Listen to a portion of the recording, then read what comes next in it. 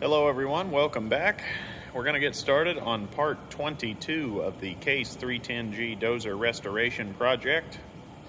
Unfortunately, this Saturday, I believe we won't be able to make much content. We have a semi coming in that we have to load to head south of the border. So I thought I would come out and spend an hour in the shop, see what I can get done. Might be a shorter video, might be just as long. Who can say? We have some new additions to the shop I will quickly go over. I grabbed a couple of the Tecton magnetic trays. These are just a 5x8, I think they said. And then I grabbed a retrieval magnet, 15-pound test. This is all just Amazon obligatory stuff. This finally came in. 3.5-inch Sun X, I think, socket with a 1-inch drive. It's quite a socket. I bought the adapter right away so I can get down to a 3/4 if I need to. That is for the rear sprockets on the final drives. We'll go over those a little later. And then Charles had been using my Amazon Basics tripod, nothing fancy here. And then these Manfrotto Pixie mounts. These are the best of the best. Absolutely recommend them. I will drop a link to these in the description below. This is what we shoot all of our video on. They hold our cell phones for us. That should wrap up the new additions to the shop. With all of that out of the way, we can now get started on our main projects. The first thing I'm going to tackle is removing our brake pedal spring, the linkages, bag everything, of course. They seem to be working just fine. We also have a clutch pedal there. It is a little loose. I don't know if we will need to pull all those. Perhaps we will. And then this piece will be ready for prep and primer.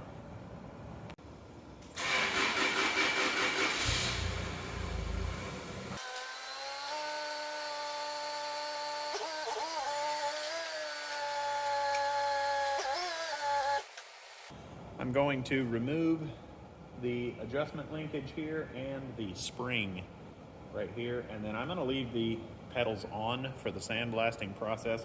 I really don't think there's a need to pull them, and if for some reason they get super gritty or I have to take them apart, they're just 2 bolts on each side, and then I can clean up the subassembly.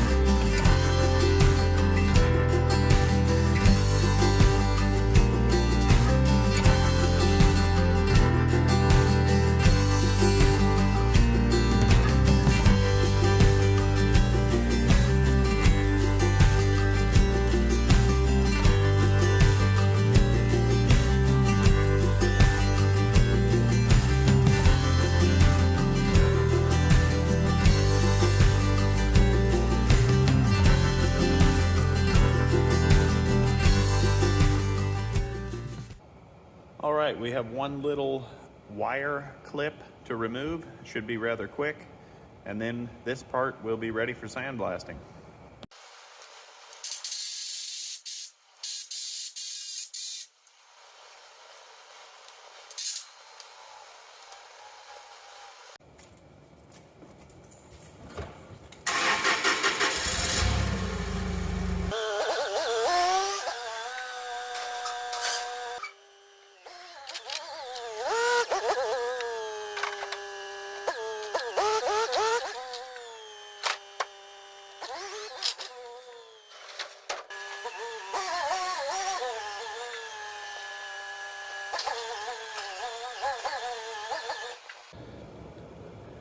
We have our transmission and final drives slung up here on the forklift. I'm almost at a loss as to where to start on the animal. I'm kind of debating whether or not I want to open all of these up. The sprockets roll amazingly well. They have not come loose. Both sides are in amazing shape. They still have the factory paint, factory fold over lock. Everything seems to be in awesome shape. There's no whammy like this when I wiggle the sprocket, nothing like that. I'm very tempted to just leave all of this closed. Like I said, leave me a comment below. Tell me what your thoughts are. And we will see what we get into yet tonight. All right, I spun the transmission and final drives around. First order of business, I'm going to take off these 4 bolts right here and here. And then we are going to look inside the transmission, perhaps for the first time in 60, 70 years. We'll bring you along.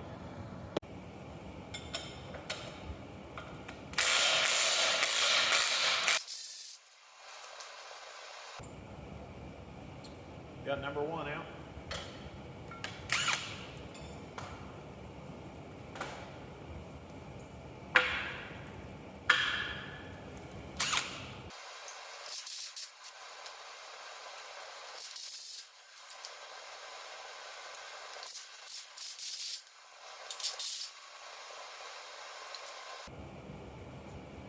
Got our first major piece of the night removed.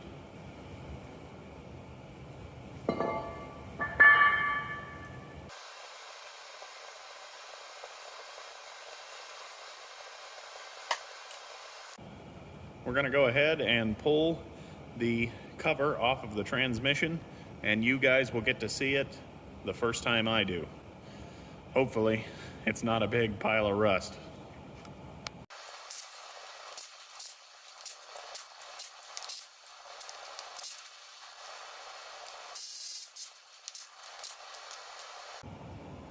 All right, guys, we're going to open it up. We have the world's best prying device, the flat-headed screwdriver. Let's see what we can do.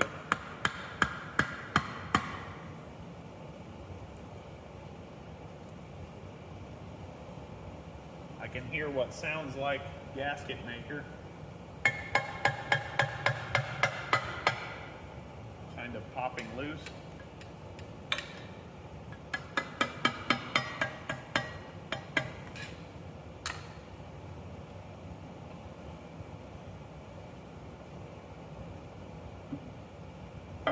Here we go, guys.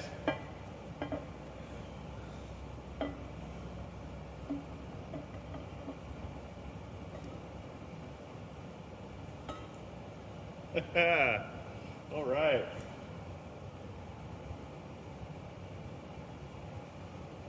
Oh, it has that good old gear oil smell.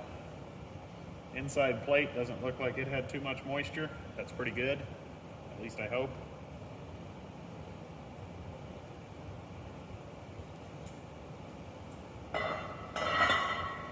I'll bring you guys in for a closer look. This is a closer look inside the transmission. As far as I can tell, guys, everything looks fairly good. It looks like perhaps the top of our brake band has been rubbing a little bit. I can feel a groove, but it's not as bad as I thought I would see in here. Maybe you guys that are in the Dozer forum can shed some light on this, if it's really bad looking. I don't know. Never been in one before. You can see we have quite a bit of sludge in the bottom built up from over the years. That's to be expected. And I can still see the remnants of RTV blue. So someone has been in here for sure, which is fine, just as long as they didn't mess anything up too bad. This is a look with the light on. The brake material on the brake bands surprisingly is quite thick. Kind of interesting.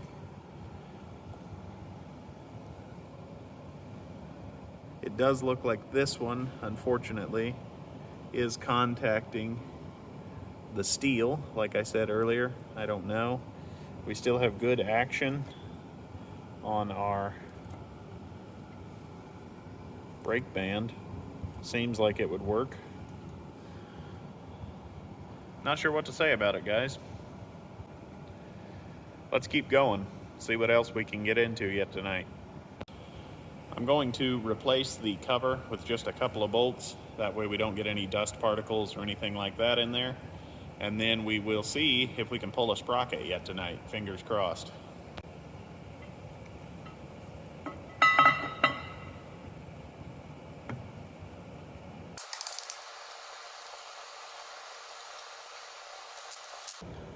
This sprocket, which would be on the right-hand side if you were sitting on the seat, definitely, in my eyes, seems to be a candidate for being taken off. The fold-over lock has definitely been readjusted by people. You can see the bottom. I think I can spin this. This side has been readjusted. It is not factory. And this side, they tried to do something here. Not exactly sure. Probably couldn't swing a hammer because you would have a track grouser up here. But pretty crummy job. And it seems quite rusty. The right-hand side of this Dozer, I think maybe it was parked under a lean-to, something like that. Everything on the right is rustier than everything on the left. It's kind of odd. This side, you can still see paint, primer, you name it. This side, it's rusty. I don't know. I can't really say. Let's see if we can fold this lock back, and then might be laughable. See if we can get this nut off.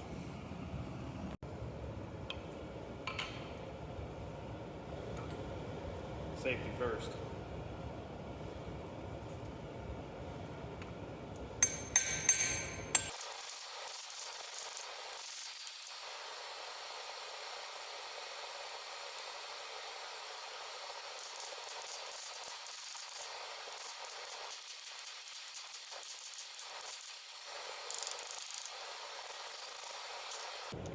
Okay, we're going to try to take the sprocket nut loose. I'm not very optimistic without a impact or without heat, but we will see what happens. This is my father's 1-inch snap-on ratchet. He bought this many, many years ago, trying to keep the nuts and bolts tight on the Minneapolis Moline inner hubs that would lock the wheel hub to the main shaft coming out of the transmission. 3.5-inch socket.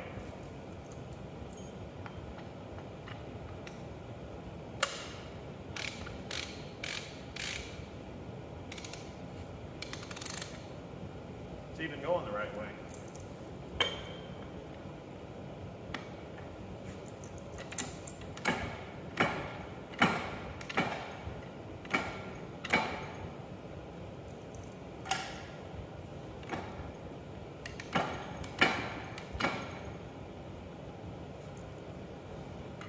Get a little dunnage and see if that helps.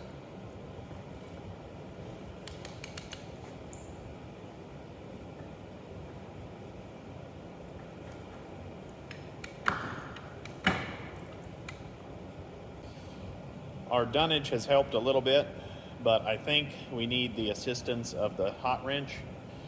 So I will get the nut glowing cherry red, and then we'll see if we can get it loose. After that, I'm going to quit for the night. I've already been out here 2 hours, and I was only ever going to spend an hour. We'll bring you along.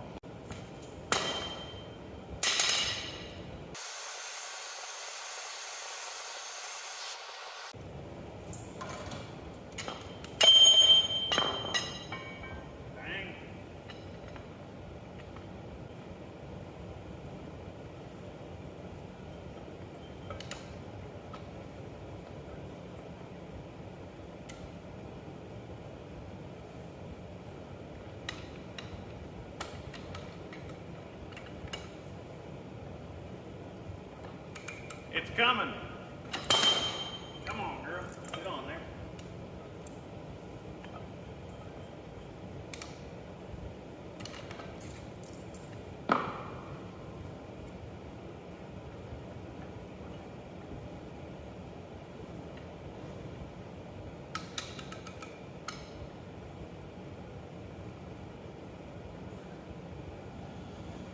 Well, we had it. It turned about 1/8 of a turn. We had movement, but I couldn't get the freaking socket on there. I don't know, maybe the nut expanded ever so slightly. It is a brand new socket. So I'm gonna heat it up again, see if we can get some more movement out of it.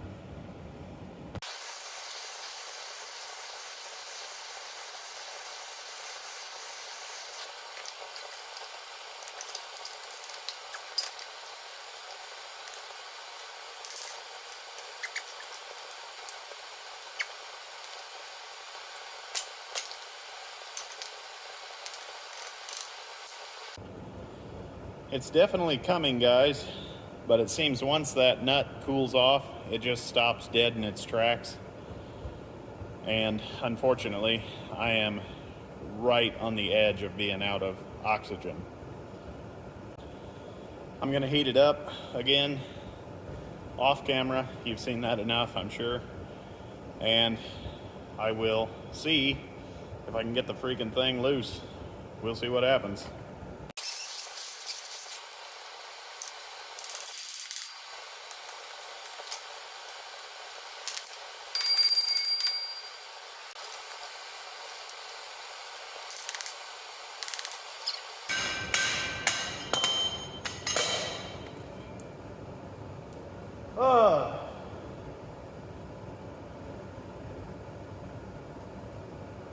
That is frustrating. I'm gonna inspect our nut, make sure there's not a burr or something.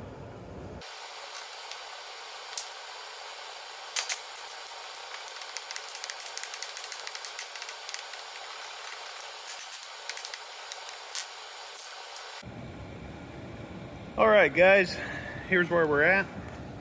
It's kind of frustrating. When the nut is cool, my socket will go right on. Can't do it now, of course. There we go. It's loose. I even have some side slop. When I heat the nut up, I cannot hardly get the socket pounded on there. But I'm just gonna wait instead of getting more frustrated than I already am. Gonna wait, let it cool, soak it. I've got the other side soaking. We got to look in the transmission. We didn't get a lot done in this part, but we got a little. So I'm gonna wrap up the video right here. I believe this is part 22, I think. I'd like to thank everyone for watching. Please remember to like, comment, subscribe, hit the bell icon so you get notifications when I post future videos. Thanks for watching, everybody, and we'll see you next time.